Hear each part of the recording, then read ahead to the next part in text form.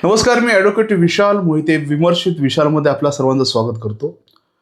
माझ्यासोबत आहेत कडेगाव तालुक्याचे महाराष्ट्र नवनिर्माण सेनेचे माननीय अध्यक्ष विशालजी शिंदे. विशालजी, आपलं स्वागत आहे या शोमध्ये.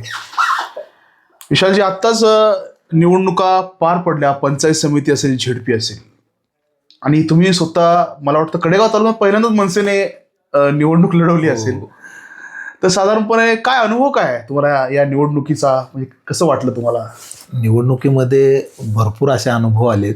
म्हणजे आमची सुरुवात अशी झाली की आम्हाला अर्ज कसा भरायचा ते देखील माहीत नव्हतं.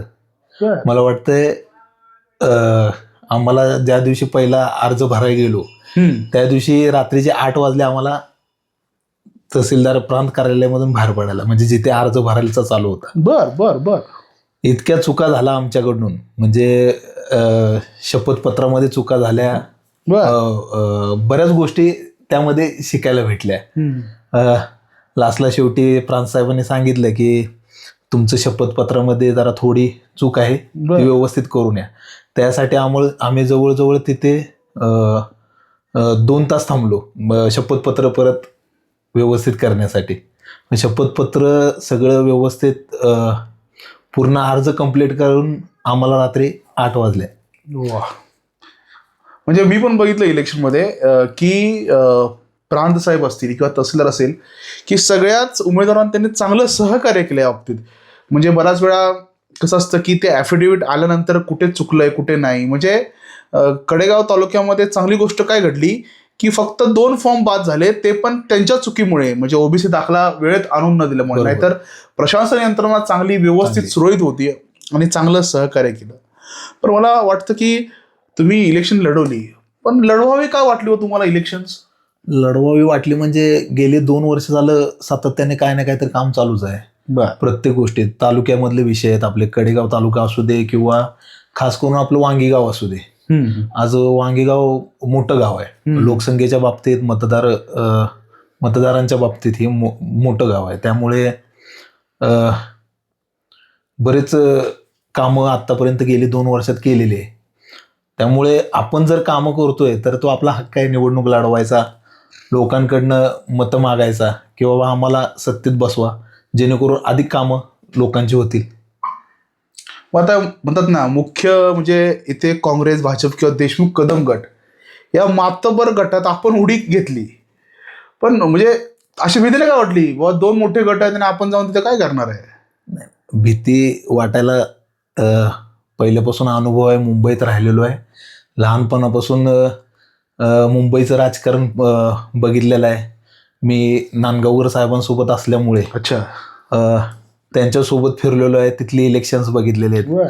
आणि शेवटी राजसाहेबांचा महाराष्ट्र सैनिक आहे. काम करताना शक्यतो घाबरत नाहीच, कुठलेही प्रसंग येऊ द्या. भरपूर कल्पना आहेत, अजून सुद्धा काम करण्याची इच्छा आहे भरपूर. ही तर सुरुवात आहे, बघूया अजून पुढे पुढे. लोक नक्कीच, मला ठाम विश्वास आहे की लोक काम करणाऱ्याला नक्कीच साथ देतील. जेव्हा निवडणूक लढवायची ठरवलं, आता मुख्य प्रश्न आला पैशाचा. पैशाशिवाय काय तुम्ही बघताय काय झालं या इलेक्शनमध्ये, आणि मग तुम्हाला त्याची भीती वाटलं नाही का, अरे माझ्याकडे पैसे कमी आहेत, मी निवडणूक कशी लढवावी?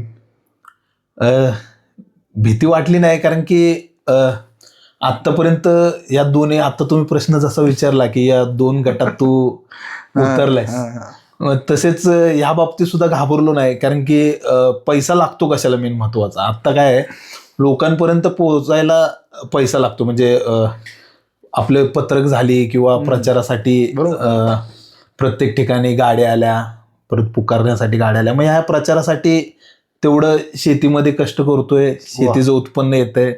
मग त्यामधून मी काहीतरी करायचं आहे, म्हणजे लोकांसाठी इच्छा आहे मनापासून की बाबा आपण काहीतरी केलं पाहिजे, आपण नक्कीच काहीतरी करून दाखवलं पाहिजे, ही मनात इच्छा आहे. म्हणजे तुम्ही जो निवडणुकीला सगळा पैसा खर्च केला तो स्वतःच्या हार्ड अर्न मनी, म्हणजे कष्टाचा पैसा, आणि जनतेची सेवा करण्यासाठी खर्च केला. पण पैसा म्हणजे लोक, आता मी ऐकलं की बाबा पंचायत समितीला एवढा रेट आहे, झेडपीला एवढा रेट आहे, कोण म्हणतं पंचायत समितीला 40-50 लाख जातात, झेडपीला 1-2 लाख लागतात. मग तुम्हाला अशी भीती घालणारे असतील की नाही होते ना. बरेच जण मला म्हणले की अरे कशाला निवडणूक लढवताय, काय गरज आहे तुमचं, तुम्ही ग्रामपंचायतीला बघू, तुम्हाला एखादी सदस्य एखादे 2 सीट्स ऍडजस्ट करून आम्ही देऊ, तिथे तुम्ही काम करा. पण माझं आता महत्वाचं एकच होतं की मला सन्माननीय राजसाहेब ठाकरे यांचा पक्ष महाराष्ट्र नवनिर्माण सेना हा प्रत्येक घराघरापर्यंत पोहोचवायचा होता. आमचं निवडणूक चिन्ह हे प्रत्येक या वांगी पंचायत समिती गणामध्ये प्रत्येक घराघरापर्यंत पोहोचवायचं होतं. हा त्यामागचा मूळ हेतू होता. मग लोक जेव्हा नावं ठेवली असतील, लोक म्हणून हा वेळा आहे, याला काय गरज आहे, बरं हा निवडून येणार का, असे पण म्हणतात ना लोक, याला काय गरज आहे, निवडून येणार का, पैसा चोराडा. नाही बरोबर. आणि मग घरच्यांची काय भूमिका होती यामध्ये, घरच्यांनी कसा सपोर्ट दिला तुम्हाला? काय नाही, घरच्यांना पण वाटलं की आता हे नक्कीच निवडणुकीसाठी उभा राहिलेत, पण कसं काय यांचं घरच्यांना पण प्रश्नचिन्ह होतं महत्वाचं. पण नंतर जसा माझा प्रचार या वांगी गावाने आणि बऱ्यापैकी पंचायत समितीमधील आपल्या वांगी पंचायत गणामधील सर्वच लोकांनी गावांनी बघितला की हा पोरगा लढतोय, आणि जी माझ्यासोबत टीम होती 10-15 जणांची, ती पण टीम एवढी म्हणजे मनापासून काम करत होती. प्रत्येक मला वाटतं तुम्हाला सांगतो मी, सकाळी आम्ही 9, 9:30, 10 वाजता तयार व्हायचो. 10 वाजता तयार झालो की 10 ते रात्री आम्ही मला वाटतं 8, 8:30, 9 वाजेपर्यंत प्रचार करतो नॉनस्टॉप. मी तर काय काय वेळेला ह्या आठवड्याभरात मी माझ्या सहकाऱ्यांना सांगितलं की आपल्याला थांबायचं नाही, मी तुम्हाला वाटलं तर चहा नाश्ता काय जे लागेल ते सगळं मागवून घेतो. पण अशी लोक पण होती माझ्यासोबत जी चालत होती. आम्ही भरपूर फिरलो. वांगी गाव तर मला वाटतंय बरंच मोठं गाव आहे, बरीच घरे आहेत, माळ्यामध्ये फिरायला लागतंय. आम्ही प्रत्येक घरापर्यंत पोहोचलो. ठराविक घरं चुकली असतील आमच्याकडून. आणि अजून पण तुम्ही इतर पण कॅन्डिडेट उभे केलं होतं, म्हणजे तुमचे कार्यकर्ते येताळ साहेब त्यांनाही उभं केलं होतं, आणि तेही हार्डकोर कार्यकर्ते आहेत. म्हणजे तुम्ही खऱ्या अर्थानं हार्डकोर कार्यकर्त्यांना पुढे आणण्याचा नक्कीच प्रयत्न केला महाराष्ट्र निर्माण सेनेनं. पण या सगळ्या इलेक्शनच्या कालावधीमध्ये मग तुम्हाला असं वाटलं नाही का आमच्याकडे एवढं पोलीस एजंट नाही आहेत, एवढं नाही, पण कसं होणार, म्हणजे काय विचारतो काय मी, कारण बऱ्याच वेळा निवडणूक लढवायची म्हटल्यानंतर बॉद्रेश नसतं, दडपण असतं. मी निवडणूक का लढू, माझ्या पाठी संख्याबळ आहे का, माझ्या पाठी लोक आहेत का, लोक काय म्हणतील, हा सगळ्यात मोठा फॅक्टर असतो. मला वाटतं मी का विशाल शिंदेची मुलाखत घेतोय, कारण की ह्या सगळ्यांना पुरून उरला हा माणूस. काय असू देत, खिशात पैसे किती होते याला माहीत नाही, निवडून येणार की नाही माहीत नाही. मला वाटतं की भारतीय जनता पार्टी एक काळ ज्या निष्ठेनं इलेक्शन लढत होता की पक्षाने सांगितलं म्हणून निवडणूक लढवायची, हार जीत हा नंतरचा विषय आहे. या प्रेरणेनं विशाल शिंदेनेनी निवडणूक लढवली. नुसतीच निवडणूक लढवली नाही, कार्यकर्त्यांना लढवायला लावली. म्हणजे हे एक फार मोठं आहे, बरोबर की नाही? येता साहेब तुमचे कायम खंदेशीर तर आम्ही बघतो, आणि तुमच्यावर कायम खांदा लावून भिडतात. बऱ्याच आंदोलनामध्ये असतात की नाही, त्यांचा स्वभाव एकंदर आक्रमक आहे, एकदम डॅशिंग माणूस. मग त्यांना मग तुम्ही सांगितलं का तुम्ही तडसर गटातनं लढा, तुम्ही काय व्हायचं होते? त्यांची पहिल्यापासूनच लढायची इच्छा होती. ते मला म्हणले काय जरी झालं तरी मी इलेक्शन लढणार आहे. बोल ठीक आहे, कारण की त्यांच्या इथे आता देवराष्ट्र गटमध्ये मला वाटतं ओबीसी महिला होती, त्यामुळे त्यांना काय तिथे लढताना आलं, त्यामुळे ते तडसर पंचायत समिती गणमधून उभं राहिले. आणि भले काही असू दे पण त्यांनी प्रचार केला चांगले, ते पण त्यांनी चांगले मला वाटतं 50-60 मतं त्यांना भेटली.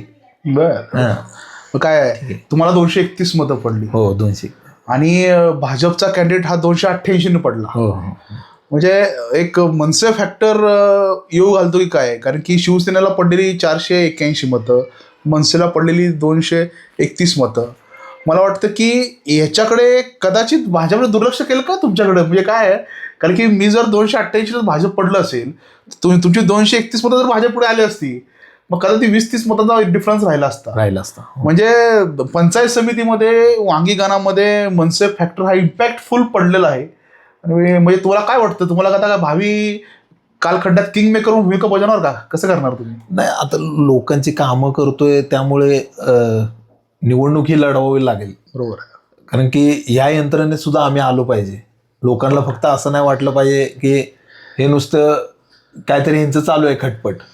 आम्ही या यंत्रणेत पण आलो पाहिजे, आम्हीही काहीतरी स्वप्न बघितलेले आहेत. वा. जी स्वप्न आम्हाला पूर्ण करायचे आहेत, ती आमची असतील किंवा आम्हाला समाजासाठी काय करायचं आहे, ते सर्व या यंत्रणेत येऊन. वा. मग आता इलेक्शन झाल्यानंतर काय काय लोकांच्या प्रतिक्रिया आहेत की बाबा विशाल शिंदेने योग्य केलं का, विशाल शिंदे उभा राहिला ते बरं केलं का, काय येडा आहे तो, म्हणजे जनरली लोक बोलणारच हो. 100%. म्हणजे फार छान आहे. एक डायलॉग आहे ना, कुछ तो लोग कहेंगे लोगों का काम है कहना. लोक बोलणार, लोक उभा राहतील तर तोंड दाबणार, खाली खेचणार. आणि ह्या सगळ्या प्रवृत्तीला झुगारून की ह्या माणसाला स्वतःचं अस्तित्व निर्माण करण्याचा प्रयत्न केला. कारण की बऱ्याच वेळा इतर पक्षामध्ये भारतीय जनता पार्टी असेल किंवा काँग्रेस पार्टी असेल, ह्याच्यामध्ये साधारणपणे सामान्य कार्यकर्त्याला स्कोप देणं हे आज जवळपास नाहीसं झालंय.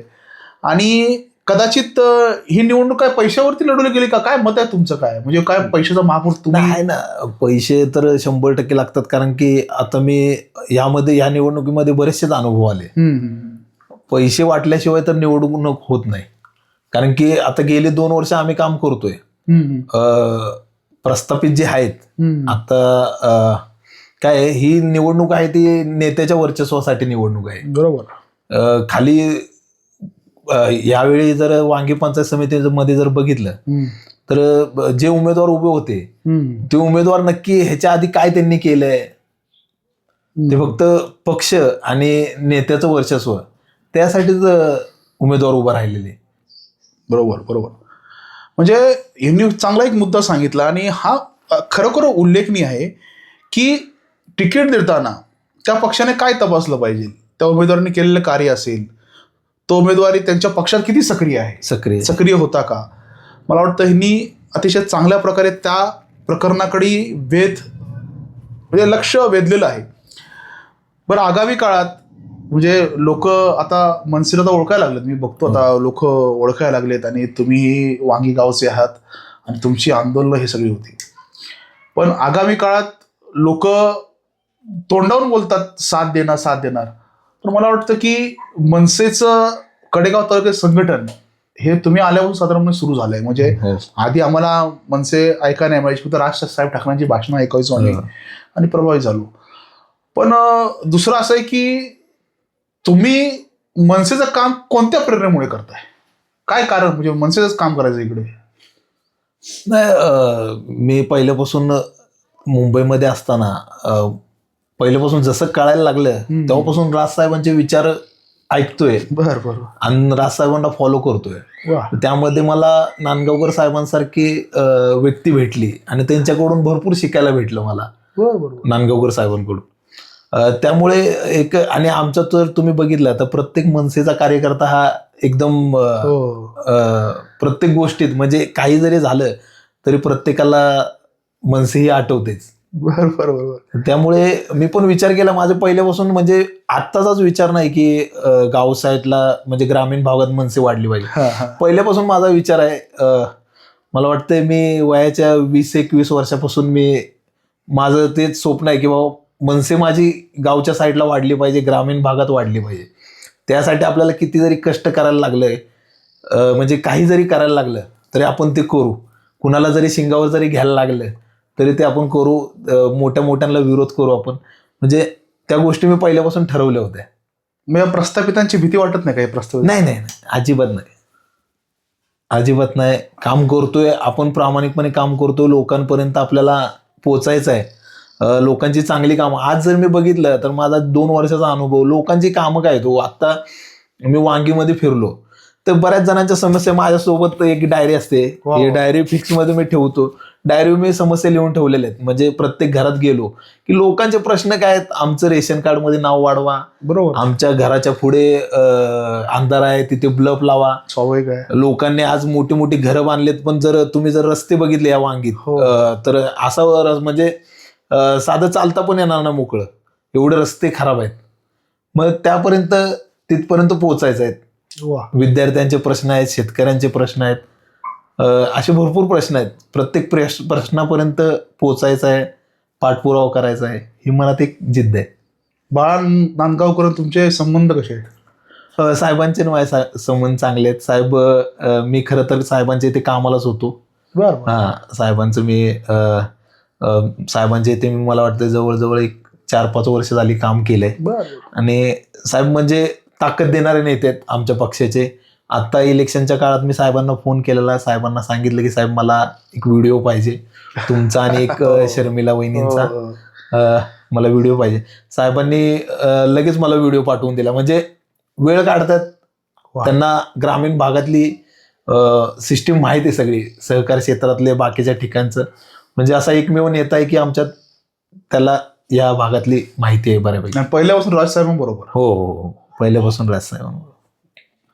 आता आता जर ग्रामीण भागात मनसेला वाढायचं असेल तर काय करावं लागेल? मी तुमचं मत काय की काय करावं लागेल की यामुळे मनसे आपली ग्रामीण भागात पोहोचेल?